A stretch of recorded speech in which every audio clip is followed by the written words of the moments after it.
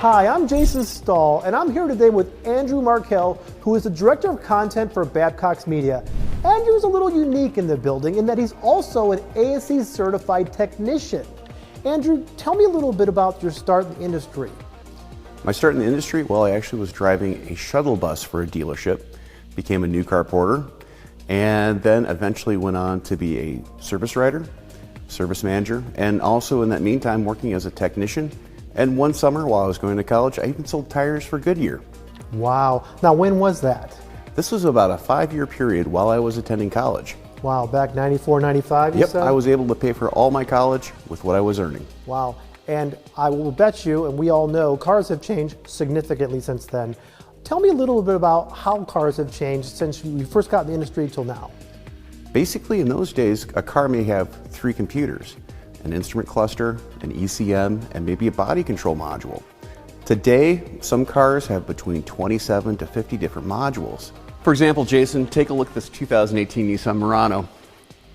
The initial page, you have probably about 18 different modules for this vehicle. But this is just the top level menu.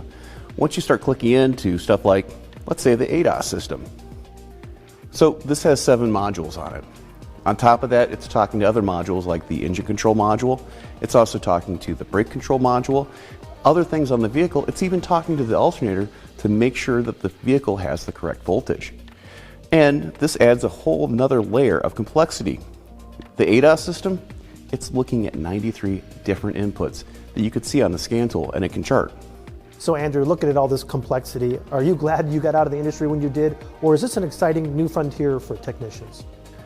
Well, Jason, I don't think I even left the industry. It's very exciting to see what's going on with this new technology. For example, scan tools, scopes, and also training that's required to work on these vehicles.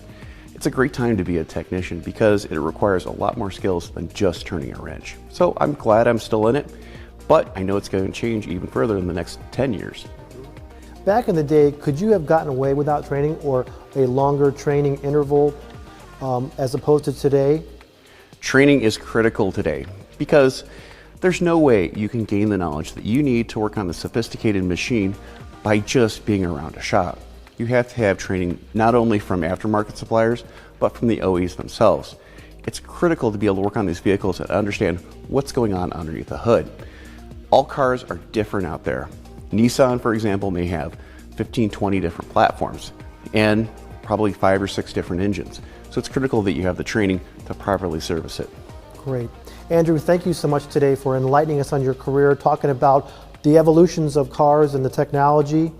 I'm Jason Stahl. Thanks for watching.